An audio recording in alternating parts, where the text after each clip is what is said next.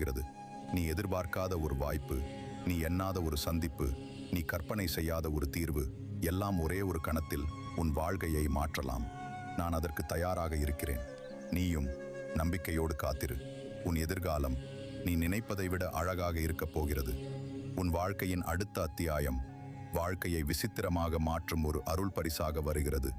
அதற்காக என் கடைசி வார்த்தை, ஓம் நம சிவாயா. காத்திரு மகனே, நான் இருக்கிறேன். என்றும் என் அருள் உன்னோடு. துணிந்து உன் செயலை செய்.